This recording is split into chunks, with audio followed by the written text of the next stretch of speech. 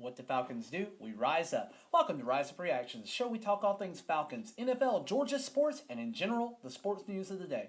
I'm your host, Dr. Lee Denning, the Golden Hard Doc, and a lifelong sports fan, coming back to you today with a real quick topic. I wanted to talk about what I think the Falcons should do with the number 8 pick, or rather the most likely selections that we might make at number 8 overall. Now that we have the NFL Combine that is completed, there are some standouts that I think could go higher, might be available when we're picking. It just really depends. A lot of the teams ahead of us need the same types of positions that we do, so I really don't know if these guys are going to be available or not. I think edge rusher is like a lock. It is 100% going to be available. We can probably take the best one in the draft, but we might look at getting a wide receiver, and a lot of this is going to depend on what we do at quarterback. We've been linked to basically every quarterback on the market, whether that be a trade for Justin Fields, whether that be Kirk Cousins. Russell Wilson is now available, and I think we could get him on the cheap. I know a lot of guys are fans of that idea, and I know a lot of fans are not on top of that idea. They really don't like it. They think Russ is washed up. But again, I think if you're going to go with a veteran, I would rather have Russ or Kirk. And if I'm going to go between those two, Russ is healthier, and I think that he had a pretty decent year with Denver. I still think he's a champion, and I still think that he could do really well, especially given the fact that he's not necessarily going to be looking for a max deal, because he's still going to be getting paid a literal buttload of money from the Denver Broncos, who are incurring an $85 million cap for just cutting him alone. Thank you so much, Denver, for getting rid of him so that now we as the Falcons do not have the single largest dead cap for a player of all time. With Matt Ryan, we had like a $45 million cap hit in 2022 that just absolutely was brutal. So yeah, this more than doubled it. So that was crazy. But I do like that for the Broncos. I'll talk more about that as we get into other moves. We also see Mike Evans coming back to the Tampa Bay Buccaneers. Massive deal. I do think that means that Baker Mayfield is going to be off the board, because I don't think he comes back if he's not assured to have a halfway decent quarterback coming back to play for him. And with that in mind, let's jump into what I think the Falcons should do, or what guys I think are going to be available. Starting at wide receiver, it depends on who you think is going to be available, but Marvin Harrison Jr. is going to be the number 1 wide receiver taken off the board. I think that's a foregone conclusion, and I think it's going to be to the Cardinals at pick number 4 overall.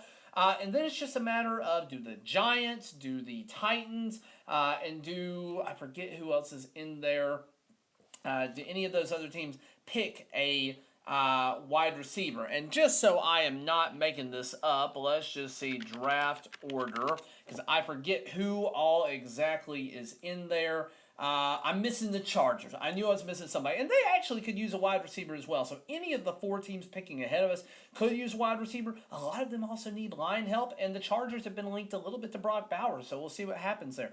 But let's just assume that it goes Neighbors, and then Marvin Harrison and Neighbors, and we get a solution at quarterback through a veteran position. What I think we possibly could do, because he scored the best of anybody in the Combine, Rome Odunze out of Washington. He had a combined Combine score of 6.74, which, again, to take it with a grain of salt, Drake London was a 6.4. He got a Larry Fitzgerald comp. He ended up running a 4.45 40, which is pretty solid. He's 6'3", 212 pounds officially, 39-inch vertical, which is actually better than Justin Jefferson, and he has larger hands by 1/8 of an inch than Justin Jefferson. He's a guy who played really well this past year and has played well since he's been a Washington Husky, and certainly has the athletic measurables to be a special talent. He's not the fastest guy, but he is solid, and I really do like him for that reason. So if we get another wide receiver, I think he is better than Drake London, and I think he is somebody that could be incredible for us on offense to round out talent that we already have with Kyle Pitts, Drake London, Tyler Algier, and last year's pick, Bijan Robinson. And again, if we have a quarterback, we already have a pretty solid line, though again, I can make an argument for taking a tackle here, because we're going to be eventually needing to replace Jake Matthews. I don't think if we're wanting to win now that makes the most sense. But Rome Odunze is probably the best case scenario for an offensive skill position player to still be available. I don't know that he's going to be there, and if he is still there and we don't take him, Chicago is 100% going to take him right after us. Then let's jump into the edge rushers. And again, I think you're going to have your choice here. I don't think it really matters how you end up looking at this. You're going to have all three of the top guys available. The top three guys being Jared Verse, Dallas Turner, and Latu, the edge rusher out of UCLA. So let's talk about Jared Verse real quick. He got a comp for Lamar Woodley, one of the NFL greats of all time from before. He had a really good combine score as well. He has the second highest combine score, but 6.71. It's out of 8, 8 being a perfect prospect. You do not see that very often. 7s are rare, and 6.5s or higher are typically indicative of pretty solid future starters. He got a Nick Bosa comp, or not Nick Bosa, sorry, a Lamar Woodley comp. And to put it in perspective, Nick Bosa got a 7.0, perfect 7.0. So he had a 4.58 40 time, pretty fast. He had a 4.44 shuttle time, also not bad. He's 6'4", 654 pounds. Pretty decent size. In Ryan Nielsen's scheme, I would have said he was a little undersized in terms of weight, but we're going back to a 3-4 defense, so he's probably going to be lining up a little bit more on the outside as an outside linebacker potentially, or again, he might be at the edge there. So it doesn't really matter there. I think you're going to have enough scheme variance to where you're going to see him get some really good looks. And again, I think he's a really dynamic talent. But Jared Verse is sitting up there as a top guy that we could take. Now, the top guy I think at edge rusher in terms of overall what he did is Dallas Turner, who had a 6.48 score at the combine.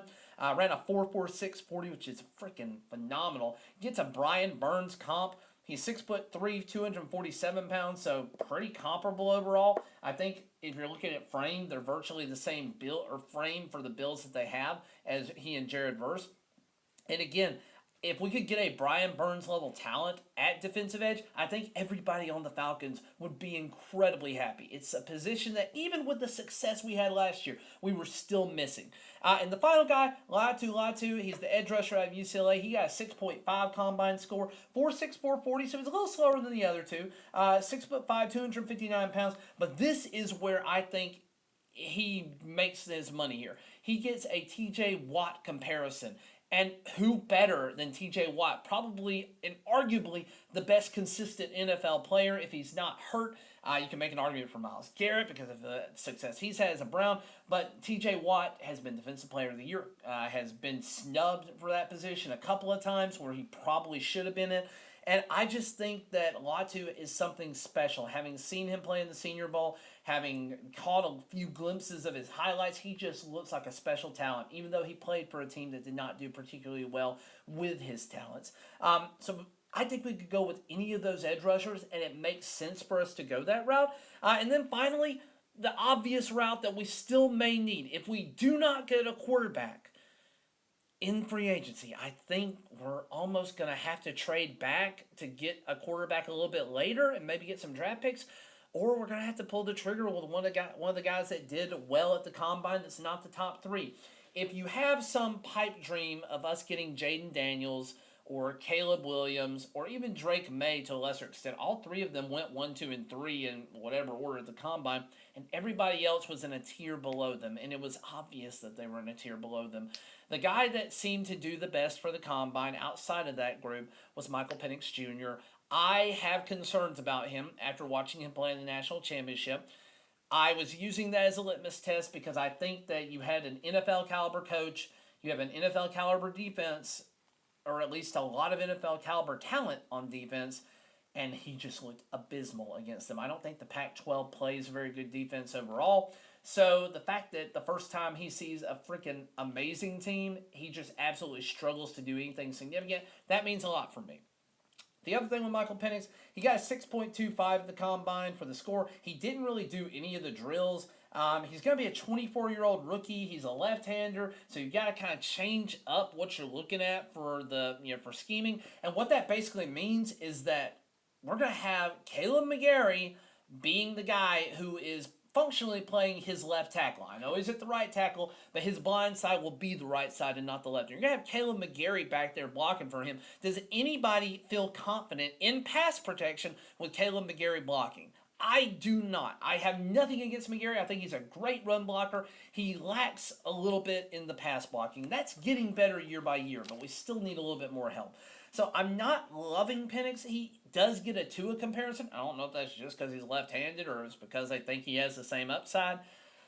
I don't know. I don't love it. I really would rather have a different quarterback. And the guy that has been jumping off the boards here and looking better with a 6.39 combine score, J.J. McCarthy. Now, McCarthy had an incredible athleticism score. He is kind of off the charts with that in terms of what he's scoring for the combine.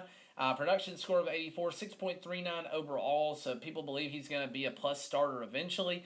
6'2.5", 219 pounds. He's got the frame, hand size of 9 inches, so you can't call him Kenny Pickens. And then again, he plays with a chip on his shoulder. He's a guy who's not really been a highlight in most of the national media, but has done really, really well recently and has finally shown his athleticism here as a scrambler. He does roll out of the pocket very well, which I think we're going to need to do a little bit because, again, I don't think our pass protection in Atlanta is the best. We've got great run protection, but I think pass protection leaves a little bit to be desired. So I do think J.J. McCarthy is a reasonable pick at number 8. Ideally, we would be able to take him in the second round. He ain't going to be there. Michael Penix Jr. may or may not be there. There's enough quarterback needy teams behind us as well that I just don't know if we're going to end up seeing a quarterback in the second round that we'd love. If we do take a quarterback in the second round, I think it could be Bo Nix or Michael Penix if he fell that far, and let them sit behind a veteran. But if we go with a quarterback in the second round, that is going to be a guy that we're trying to develop as an heir apparent, but will need to sit behind a veteran, which is why I do like the idea of Russell Wilson or Kirk Cousins.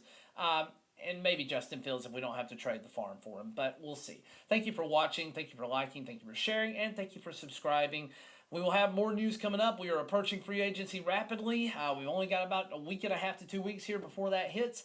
A lot of moves being made in the NFL. A lot of guys getting cut. I look for the Falcons to make more cap space here in the near future with some other cuts.